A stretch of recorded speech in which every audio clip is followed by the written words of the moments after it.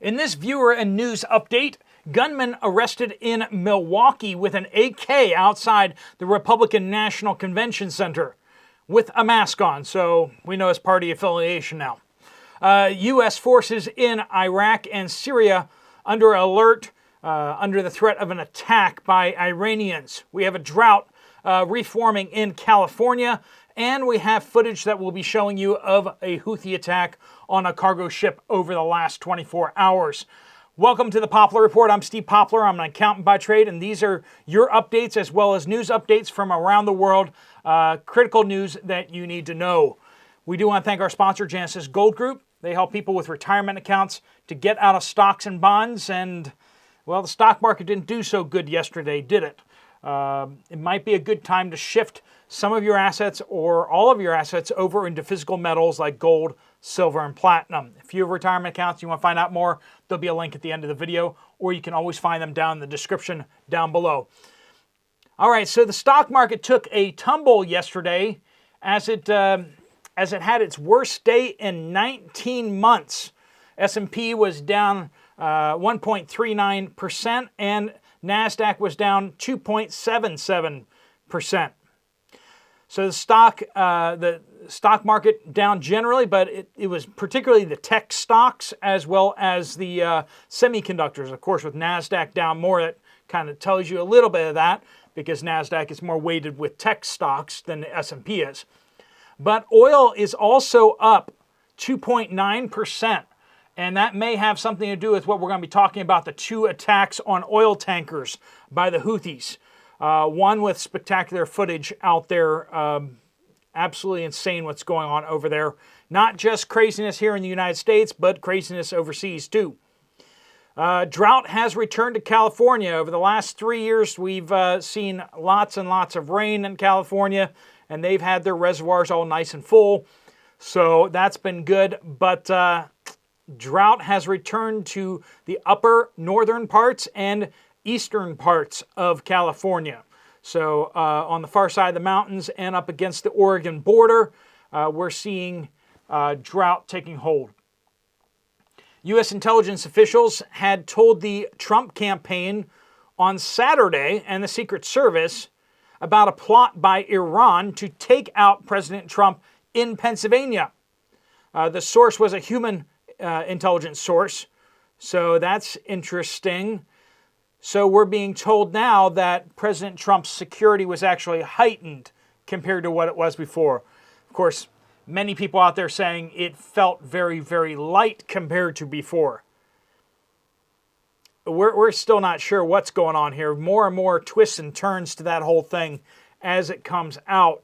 A 21-year-old male suspected of a suspect has been arrested wearing a ski mask and armed with an AK-47 just outside the Republican National Convention in Milwaukee. Well, that's not good. At least they got this guy. 20-year-olds can outsmart the Secret Service, but not 21-year-olds. Yes, that's the lesson we need to take away from this, right? U.S. forces in Iraq and Syria have been placed on heightened state of readiness following a drone attack yesterday on the Al-Assad airbase in western Iraq, as well as recent intelligence that suggests Iran and Iranian-backed groups may be planning to escalate the ongoing war in the region. And if you're surprised that we actually have troops still in Iraq and Syria, well, yeah. While the warmongers are still in office, yes, we will continue to have troops guarding the oil fields in Syria from the Syrians. Can you imagine if Mexico invaded the United States and guarded our oil fields from us? It's no wonder so many people around the world hate us. No joke. Reuters is reporting, and I'll put this up on the screen, the Liberian flagged oil tanker Chios Lion was hit on its port side by an unmanned watercraft, adding that there is a potential risk of an oil spill. There apparently is an oil spill. This is about 100 nautical miles northwest of Yemen's Hodeida. one report out there now saying the oil slick is stretching 40 kilometers now from the vessel. This was an oil tanker, right? A second oil tanker, the Bentley, was also attacked by missiles, drones, and drone boats, but there doesn't appear to be damage to the Bentley. There also was a third attack just over the last couple days by 3 small boats that attacked another ship, but we've already reported on that. The drone boat failed to detonate after hitting the ship several times. The 2 manned small boats that seemed to be steering the thing in, they were driven off by small arms fire from the security team aboard the ship. Just to give you an idea of what's going on out there, what's going through some of the political sphere, there have been a number of, they've been polling like crazy recently, and part of the reason is that they seem to be trying to convince Joe Biden to step down from the presidential ticket. So top line findings of the Blue Labs analytics polling. This is 15,000 voters in 7 battleground states. This is definitely getting passed around on the left side of the aisle. Alternative Democratic candidates, all of them, are polling ahead of President Biden by an average of 3 points. This is across the battleground states. Nearly every tested Democrat performs better than the president. This includes Vice President Kamala Harris, who runs better than the president, but behind the average alternative. So she's not the best pick, but she does do better than Biden out there. So there is more and more whispering going on.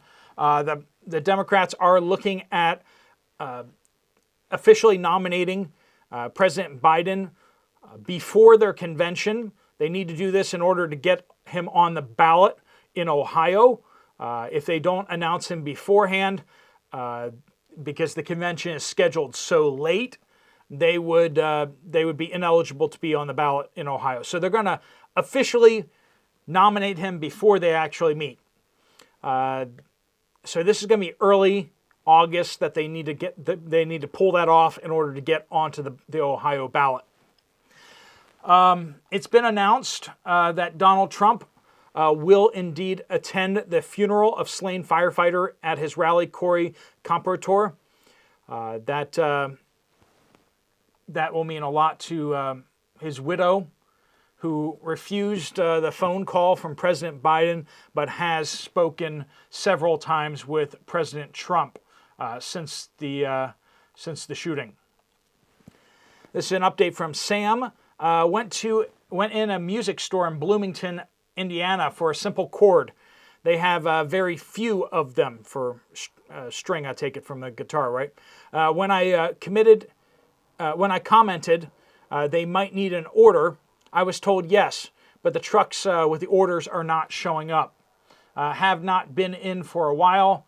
Not life-threatening, but noticeable. Jennifer, on Illinois, we have the major power lines blown down in Monday's Derico event. That's I-55 near Gillette, closed until possibly Friday or later due to lines crossing the freeway. Some vehicles entangled in the wires. Mentioned on mainstream media, a major shipping distribution hub is also closed near there and unable to operate due to the power loss and traffic entanglements. Mentioned it could have worldwide impacts due to the size of the distribution center and power. Scary. So yeah, we got that weather is definitely going to throw a kink in the supply chain out there. We already have Goldman Sachs, as I reported yesterday, out there warning people that the supply chains are getting more disrupted, mostly due to what's happening with the Houthis over there shooting at everything that moves, and actually starting to figure out how to actually hit things. That is causing a lot more problems and consternation out there. Operation Prosperity Guardian, President Biden's international effort where the United States does most things and a couple other countries have put in a ship or two here and there, is not really working out very well. Ships are still being attacked and sunk. And this is, I don't know who got the idea to run oil tankers past Yemen. That didn't seem like a good idea in the first place. That was my first reaction to the fact that 2 oil tankers were attacked. You know, who's running their oil tankers past Yemen? Like, you really believe the guy in the White House is going to protect those oil tankers? Like, without an aircraft carrier there? Like, what are you even thinking? Anyway, so definitely some hiccups in the supply chains out there. And it does seem to be moving in the wrong direction. But near term, we have enough weather events, at least in the Midwest and the East Coast, that we will probably be seeing some short-term delays in some shipping and some deliveries and such. Especially with Amazon Prime Day yesterday. Hopefully you guys got stocked up on some things and got some good deals. Try to get those to you. Dees says, today I got notified that there will be furloughs at the steel manufacturing company I am employed with, where we make farm equipment. This is the case for many other manufacturing companies in my area as well. I can only assume that the economy is in panic as the election is coming up.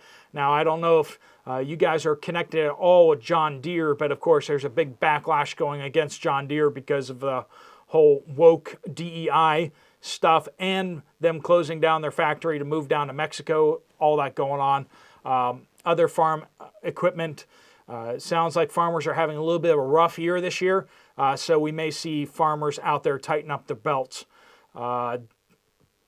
American Mom says, Pasco, Florida, 4th week in a row that our Super Walmart has not had Great Northern beans available. They let you order it online for pickup, but then they say that it's not available and it's out of stock. Auntie says, Smith's Albuquerque, that's Smith's grocery store, I take it, Albuquerque, empty shelves on many items out there. If you guys have updates, please do keep sending those in. Just make sure you use the word update somewhere in your comment on this video or on any video on this channel, and that gets it to the right place. I think we're going to be shifting a little bit to maybe a little more news on them and a little less, being a little more selective on the updates on store shelves and shortages out there. It seems like we're kind of nitpicking with some of the things. And I've been getting that feedback from some of you guys. Let me know what you guys think about that. More news, and like we did on this video here today, and more like 5 or so updates as opposed to more like 10 updates like I used to, and fill in that time with a little more news updates. If you like that format, please let me know. If you don't like that format, please let me know. Please do keep your updates coming in. We're going to keep mixing those in as we go along, or having more dedicated videos that are just food shortage updates. We want to keep you guys up to date. And some of you guys come for one thing, some of you guys come for another, and some of you guys like both. So we'll try to keep everybody happy and keep everyone well fed with content that answers your questions and helps you to be prepared as best you can. All right, friends, thanks so much for joining us. If you want to check out another video from this channel, there's one right up here. I'll see you over there. Or if you want to get some more information from Genesis Gold, there's a link right there on the screen. Thanks so much for watching. Steve Poplar of The Poplar Report.